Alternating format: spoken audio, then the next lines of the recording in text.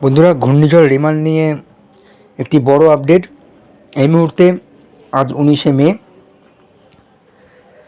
রাতের একটি বড় আবহাওয়ার খবর নিয়ে আবারও চলে আসলাম। ঘূর্ণিঝড় রেমাল আইএমডির মত অনুযায়ী ঘূর্ণিঝড় রেমাল হিট করবে পশ্চিমবঙ্গে, কিছুটা সুন্দরবন, দীঘা, মন্দারমণির দিকে। এই আপডেটটা দিয়েছিল আগামী দিন আইএমডি, এবং এই আপডেট দিয়ে আমিও ভরসাযোগ্য হয়ে আমিও দ্বিতীয় আপডেট দিয়েছিলাম আজ সকালবেলা। এবং সকালবেলা যে আপডেটটা ছিল সেটা হচ্ছে উড়িষ্যার দিকে ঘূর্ণিঝড় যাওয়ার সম্ভাবনা ছিল, তবে এই মুহূর্তে যে আপডেটটা পাওয়া যাচ্ছে সেটা হচ্ছে ঘূর্ণিঝড় রেমাল সত্যি সত্যি দীঘা, মন্দারমণি, সুন্দরবনে আঘাত হানবে। হ্যাঁ বন্ধুরা, ঘূর্ণিঝড় রেমাল কিন্তু আরও শক্তি বাড়াবে, এবং যেটা আশা করেছিল আমফানের মতো চরিত্র, সেরকম সঠিক আমফানের মতো চরিত্র নিয়েই অবস্থান করার একটা সম্ভাবনা রয়েছে ঘূর্ণিঝড় রেমালের। আছড়ে পড়ার সময় এর গতিবেগ থাকবে 80 থেকে 90 কিলোমিটার, এবং সর্বোচ্চ গতিবেগ থাকবে 110 থেকে 120 কিলোমিটার। অর্থাৎ আমফানে যে শক্তিশালী ঘূর্ণিঝড় সৃষ্টি হয়েছিল সেরকম শক্তিশালী যদি নাও হয়, তাও ঘূর্ণিঝড় রেমাল কিন্তু একটি দুর্যোগের কাঁটা, এবং একটি দুর্যোগের কাঁটা কিন্তু গলায় আটকে রয়েছে পশ্চিমবঙ্গবাসীদের জন্য। এই দিকে আমি যদি আসি, ঘূর্ণিঝড় রেমাল কিন্তু 25 তারিখে 12টার সময় কিন্তু আরও শক্তি বাড়াবে, এবং ঠিক বিকালের দিকে 25 তারিখ আছড়ে পড়বে সুন্দরবন, দীঘা, মন্দারমণিতে। অর্থাৎ এই 25শে মে 2009 সালে আমরা আয়লা দেখেছিলাম, এবং সমান প্রতিচ্ছবি কিন্তু ফুটে উঠছে বঙ্গের দিকে। ঘূর্ণিঝড় রেমাল, আতঙ্কের নাম ঘূর্ণিঝড় রেমাল। এদিকে সুন্দরবনের দিকে, এদিকে কালাপাড়া, এদিকে হলদিবাড়ি, বালাসর, দীঘা, মন্দারমণি, এদিকে কিন্তু ইন্টেন্সিটি বাড়িয়ে ঢুকবে ঘূর্ণিঝড় রেমাল, এবং হাওয়ার গতিবেগ অনেকটাই থাকবে, এবং পুরোটা বিস্তার করবে। 25 তারিখ বিস্তার করার পরে সানডে আরেকটু মুভমেন্ট নেবে 26 তারিখের দিকে, সেটা হচ্ছে একটু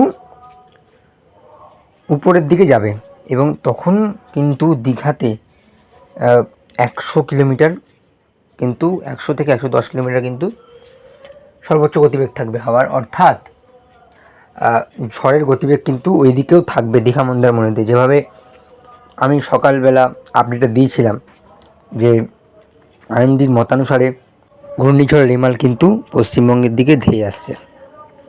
এই আপডেটটা ছিল ঘূর্ণিঝড়ের যে আপডেটটা দিয়েছিল সেটি হচ্ছে আইএমডি আগামী দিন দুপুরবেলায় এই আপডেটটা দিয়ে দিয়েছিল। এরপর যদি আমি দেখি, এটি সৃষ্টি হচ্ছে 23 তারিখে, ডিপ্রেশনের সৃষ্টি হচ্ছে 23 তারিখে 3টে নাগাদ। অর্থাৎ 23 তারিখের পর থেকেই সমুদ্রে মৎস্যজীবীদের একটি গভীর সতর্কতা রয়েছে। এরপর উপগ্রহ চিত্র কি বলছে দেখা যাক। উপগ্রহ চিত্রে এখনও পর্যন্ত যেটি দেখা যাচ্ছে সেটি হচ্ছে মেঘ হালকা রয়েছে, এবং বৃষ্টিপাত, যেটা বললাম আজ বিকালে একটু স্বস্তির বৃষ্টি পেয়েছে বঙ্গজুড়ে, উত্তর 24 পরগনা হোক, কলকাতা হোক, নদিয়া হোক, বর্ধমান হোক, অর্থাৎ বৃষ্টিপাত অনেক জেলায় হয়েছে।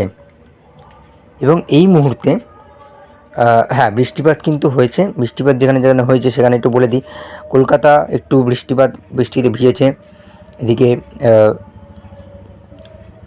খড়গপুর, চাকুলিয়া, জামশেদপুরের দিকে কিন্তু বৃষ্টিপাত গেছে, এবং সেই বৃষ্টিপাতটা কিন্তু বিকেল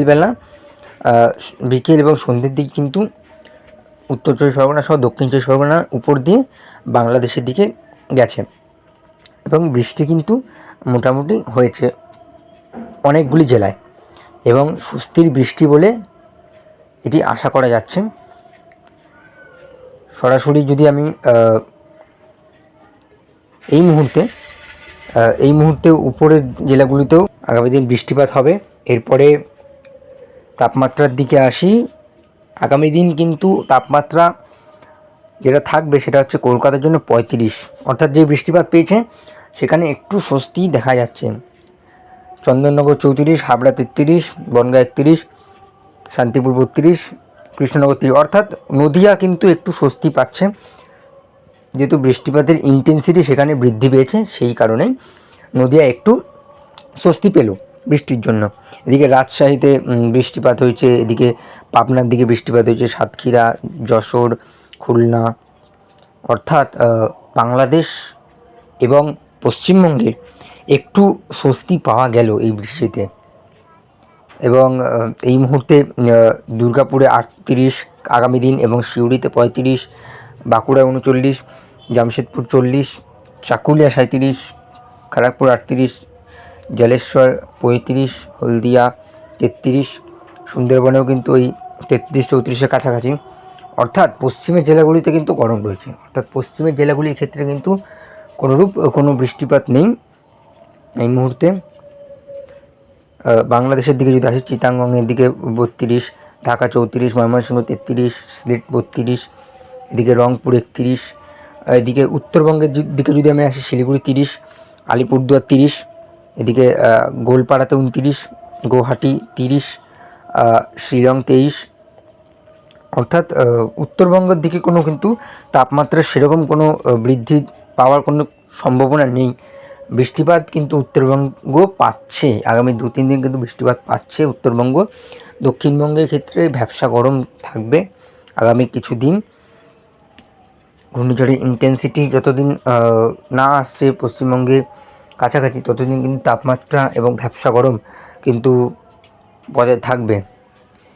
24 তারিখ ঘূর্ণিঝড় রেমাল বন্ধুরা পশ্চিমবঙ্গের খুবই কাছে দিকে চলে আসবে, এবং দীঘা, মন্দারমণি, অন্যান্য পর্যটকরা যারা ঘুরতে গেছেন তাদের জন্য একটি বড় সতর্কতা, ঘূর্ণিঝড় রেমাল কিন্তু খুব শীঘ্রই ধেয়ে আসছে।